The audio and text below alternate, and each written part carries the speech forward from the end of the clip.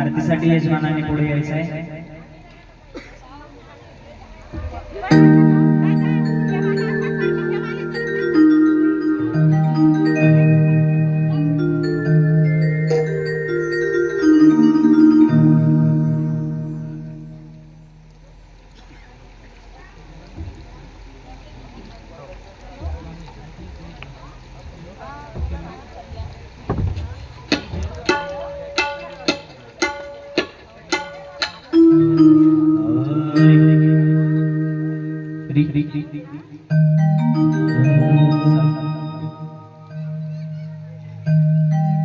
सुख करता दुःख हरता वार्ता विघ्नाची हो वार्ता विघ्नाची नुरवी पूर्वी प्रेम कृपाशयाची सर्वांग सुंदर उठसे दुराची उठसे दुराची कंठी जळके माळ मुक्ता फळाची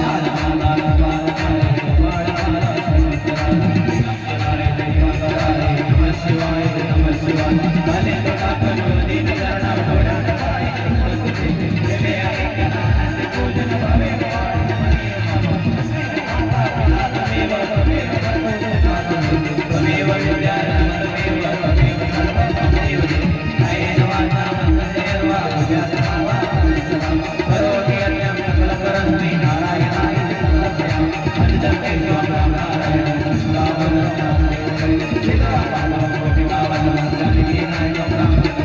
हरे राम हरे कृष्ण हरे कृष्ण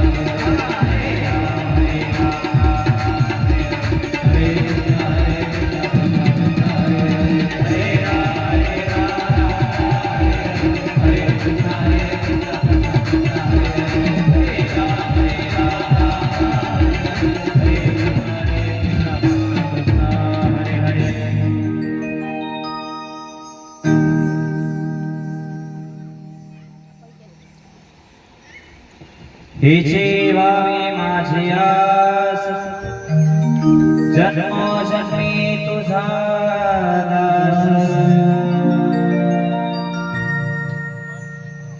पंढरीचा वारकरी वारीची संत संग सर्व काळ अखंड प्रेमाचा चंद्रभागे स्नान पंढरीचा वारकरी वारीच मागणे एक तुझ प्रती आहे देशील करी पाय पांडुरंगा या संतास निर्वेची मजले आणि तो तुझे काही न मागत देवा कामणे आता अवतार तोय मजथे पायी संताची या संतास निर्वेची मजले आणि तुझे काही न मागत देवा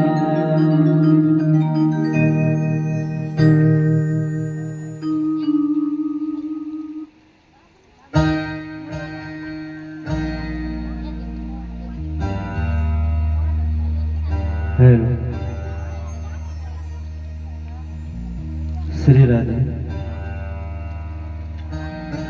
Shri Radhe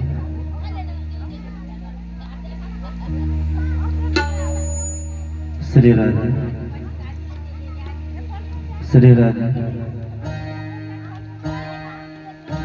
Shri Radhe hello Shri Radhe Shri Radhe hello Krishna Shri Krishna Shri Radhe hello Radhe Radhe Radhe हे राधे हे कृष्ण श्री कृष्ण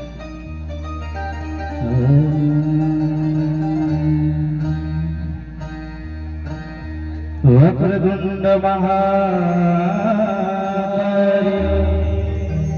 सूर्यकोटि समप्रभा निर्विघ्नं कुरु मे देव सर्वकार्येषु सर्वदा मंगलं भगवान् विष्णु मंगलं गरुडध्वजा मंगलं पुंडलिकाक्ष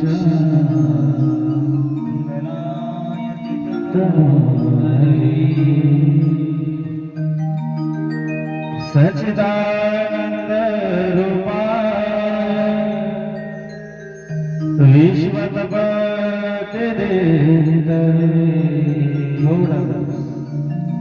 तापत्राय विनाशाय श्री कृष्णाय आदि होता श्री राधा मेरी स्वामिनी मैं राधो जी खुदा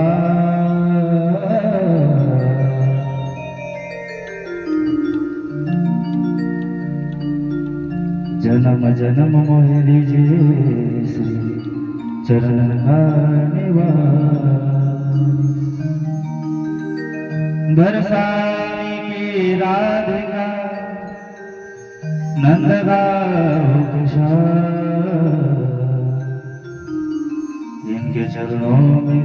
तुळशीदास का कोटी कोटी प्रणाम.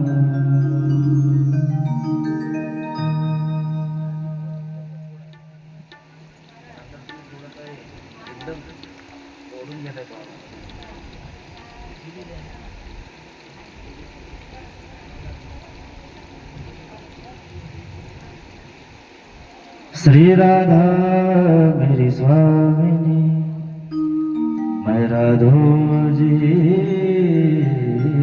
खुदा. सानंद वानंद वने वसंत, मानंद गंधम हतपावृंदम.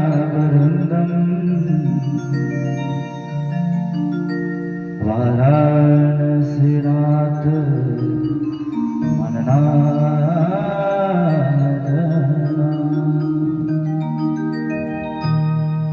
नमामि शमे निर्वाणरूपः, विभुव्यापक ब्रह्मदेव स्वरूपम्. निज निर्गुण निर्विकल्प निर्हर चिदाकाशमकाश भजेयम्. काशाहि काशीति प्रसिद्धनामा, पुरी प्रपुण्या त्रिभुवननमा.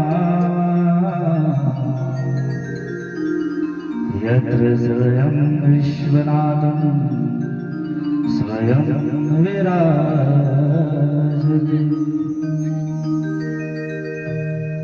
मोक्षदाकाशि विश्वनाथम्, अविमुक्तक्षेत्रमदविलोके.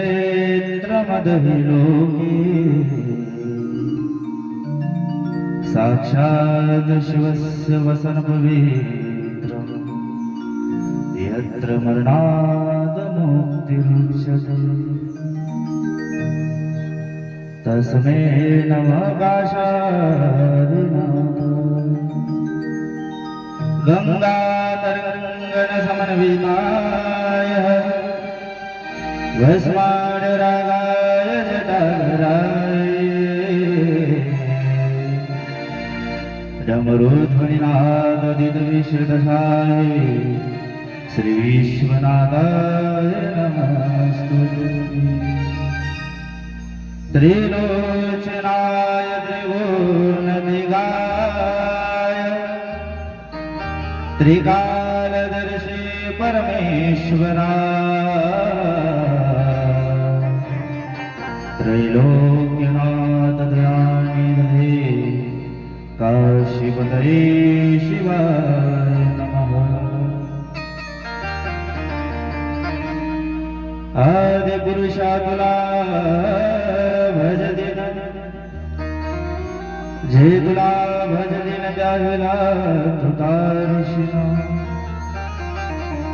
आकाश जाण्या पिता, तरतरी जामने माता. ओढगाव याहीचे खुना, यादव कुडीचे उभे अवधी जरा. याहीच सुमरण करता तरवेदी नाही ताजुर्भुवन. या हो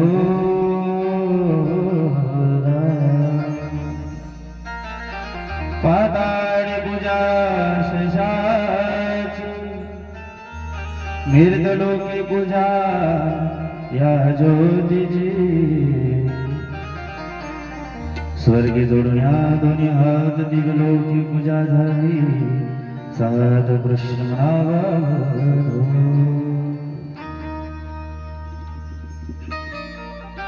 आये हनुमंत विराजे, मैं कथा कहूँ मती अनुसार. प्रेम सहित गादी धरो, विराजे पवन कुमार. दुख भंजन मारुति नंदन, हे दुख भंजन मारुति विणलो मी पाय पवन सुत विणती वारंवार पवन सुत विणती वारंवार पवन सुत विणती वारंवार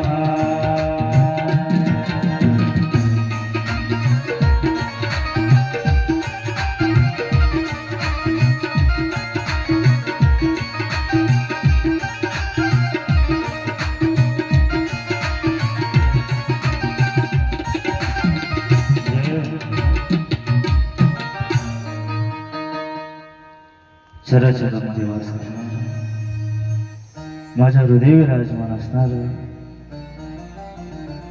माझा सखा भगवंत अवधूत पंढरीनाथ भगवान श्री राधाराणी श्री गोपाळ कृष्ण भगवान ग्रामीण देवता नगर देवता राष्ट्रीय देवता श्री व्यासजी भगवान सुखदेव जी भगवान इनको यास इस व्यासपीठ से कोटि कोटि नमन।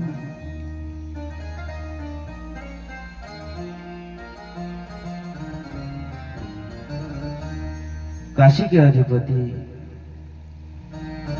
भगवान शिव, जिन भगवान शिव की कथा इस पावन भूमि पवित्र स्थल पर 3 दिन से चली आ रही इस काशी शिव महापुराण कथा आज कथेचा चतुर्थ दिवस पाहता पाहता कथेचे 3 दिवस निघून गेले। आज चतुर्थ दिवस भगवान विश्वनाथ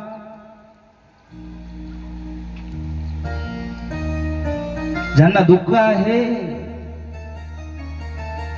त्या दुःखितांचे दुःख दूर करण्याचे सामर्थ्य या कलियुगामध्ये कोणत्याच देवापाशी नाही, पण कोणता स्वार्थही नाही। एक बेलाचं पान, एक धतुऱ्याचं फळ, साधा एक लोटा जल चढवल्याने भगवान शिव प्रसन्न होते। मग अशा विश्वनाथाला आपण विनविलं पाहिजे। जर आपण टाळी वाजवतो त्यावेळेस भगवान शंकराला परमानंद प्राप्त होतो। म्हणून हात जोडा आणि भगवान शंकराची विश्वनाथाची स्तुती करा।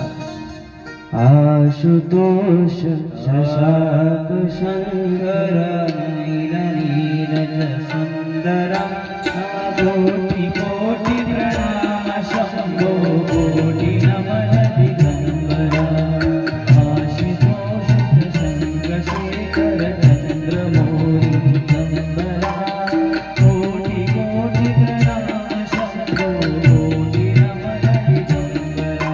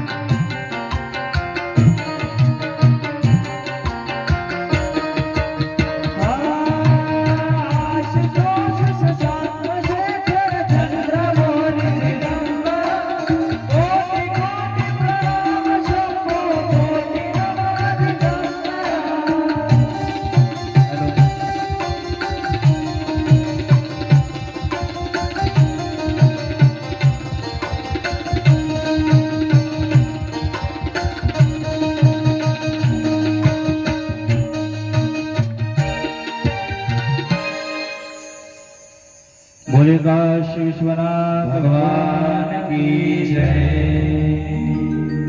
छत्रपती शिवाजी महाराज की जय। धर्मवीर छत्रपती संभाजी महाराज की जय। नमः पार्वती पते शिव हर हर महादेव। अशी भगवान शिवाची कथा जे जीवाला आनंद देणारी आहे, मोक्षही देणारी आहे, त्या काशी नगरीमध्ये गेल्यानंतर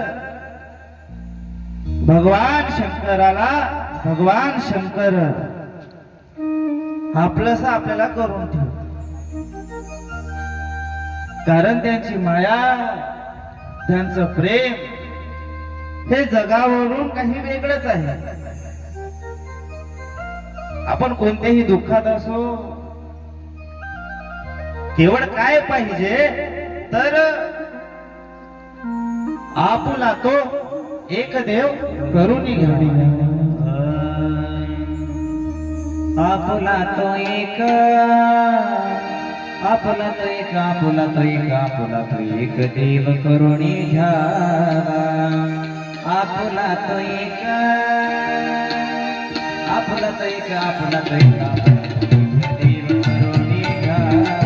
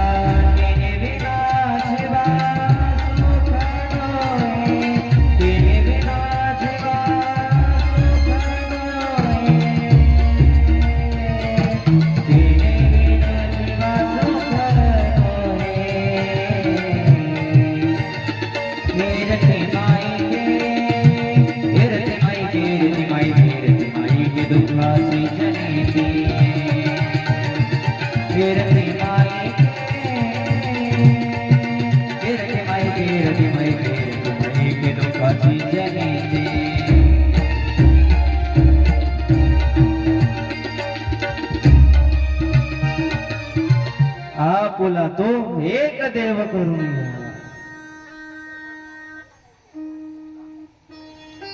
आपण एक देव करतो का नाही? आज ह्या देवापाशी अर्ज दिला, त्या देवानं अर्ज पास केला नाही तर दुसऱ्या देवापाशी अर्ज द्यायचा. रामानं काम भागलं नाही तर महादेवापाशी जायचं. महादेवानं काम भागलं नाही तर मग जगदंबेपाशी जायचं. मग 101% काम होतेच नाही का? कारण पत्नीनं सांगितलं ते नवऱ्याला करच लागतं. आपण एक देव करत नाही. मग यानं काय होतं तर आपण म्हणतो की देवाचं मी इतकं करत आहो, देवाची पूजा करतो, महादेवाच्या मंदिरात रोज जात आहे, पशुपतीनाथाचे व्रत केले, महाशिवरात्रीला सुद्धा प्रहारांची पूजा केली, बेलपत्र वाहिले, मग महादेव आमचा ऐकत का नाही? आता काय झालं, एक दिवस जगदंबा आणि मा भवानी आणि महादेव एका ठिकाणी कैलासावर आता गोष्टी करत होते.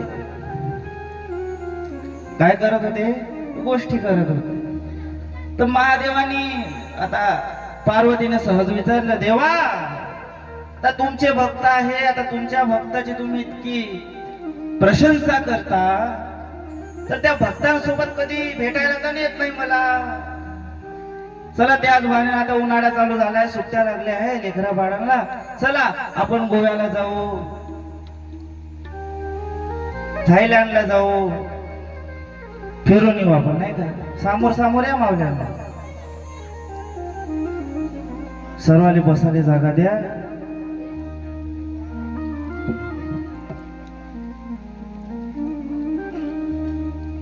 तर पार्वतीनं म्हटलं की चला देव आपण फिरायला जाऊ, तुमच्या भक्तांची सुद्धा भेट होईल. तर महादेव आणि मा भवानी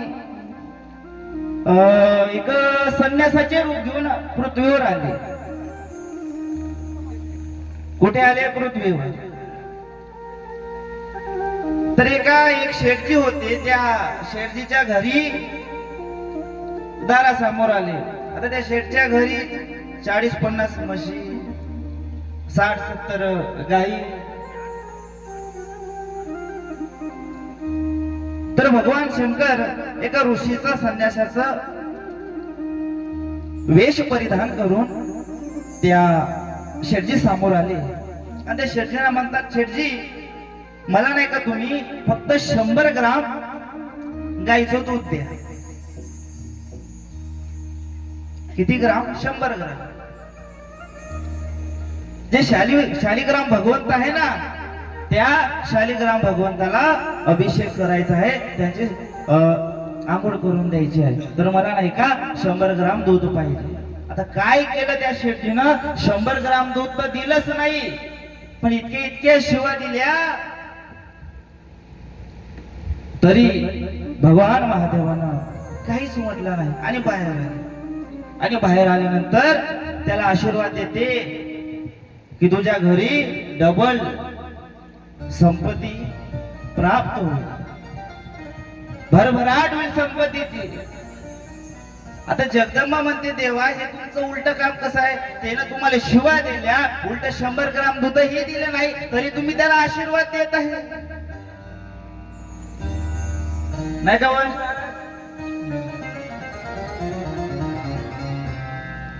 आता त्यानंतर एक भक्त होता अजून समोर, त्याची अशी छोटीशी गवताची झोपडी होती. त्या झोपडीमध्ये त्याची एक गाय आणि त्याची आई राहत होती.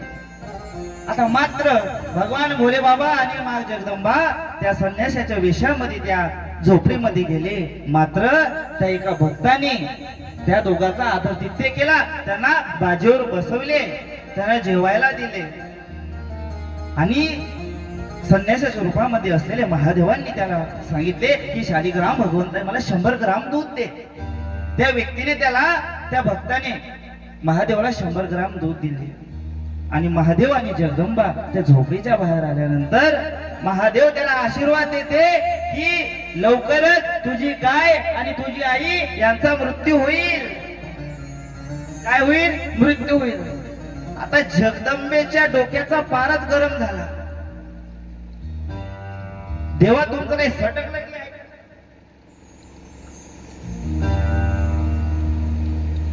आजकाल वेड्यासारखे काऊन करत आहे? ज्याने तुम्हाला दूध दिलं नाही, ज्याने उलट्या तुम्हाला शिवा दिला, त्याला तुम्ही डबल संपत्ती देत आहे. आणि ज्याने तुम्हाला जेवू घातलं, दूध दिलं, त्याला असं म्हणलं की तुझी गाय आणि तुझी आई लवकरच मरेल. त्यावेळी महादेव जगदंबेला पार्वतीला सांगते, पार्वती मी त्याला याच्यासाठी हा आशीर्वाद दिला की याचं मन चित्त पूर्ण त्याच्या आईमध्ये आणि त्या गायीमध्ये होत, म्हणून तो भगवंताला मला प्राप्त करण्यामध्ये त्याला अडथळे येत होते. सांगण्याचं तात्पर्य काय आहे? भगवंत देवाच्या मधात आणि भक्ताच्या मधात एखादी गोष्ट येत असेल तर महादेव त्या गोष्टीला बाजूने सारतात. आपलं चित्त भगवंताच्या महादेवाच्या चरणापाशी असलं पाहिजे. मन बुद्धी पक्क बांधलं पहाट्या योग्याने. आणि जोपर्यंत महादेव ते चित्त आपल्या हृदयातलं जे चित्त आहे ते भगवान शंकराचे चरण कमलापाशी जोपर्यंत जात नाही तोपर्यंत आपण ही भगवान शंकरासोबत एकत्र होऊ शकत नाही. म्हणून नेहमी भगवंताच्या मध्ये जे जे गोष्टी येत असेल, जे जे अडथळा येत असेल त्याला आपण दूर केलं पाहिजे आणि या श्री काशी शिव महापुराण कथेमध्ये येऊन आपण बसलं पाहिजे. हेच शिवकथेचे महात्म्य आहे. देव काय म्हणतो, तू मेरा नाम कर मैं तेरा नाम करूंगा. आता या श्रीमद भागवत कथेमध्ये किंवा शिवमहापुराण कथेमध्ये कोण्या पॉम्पलेटवर किंवा कोणत्या पत्रिकेवर बॅनरवर नाव टाकायची गरज नाही. नाही का ज्ञानेश्वर दादा? देव काय म्हणते, तू माझं नाव करे, ऑटोमॅटिक मी तुझं नाव करेन.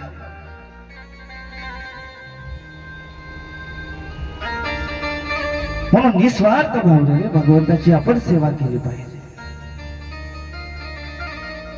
महादेव काय हे प्रेमाची भुकेली आहे.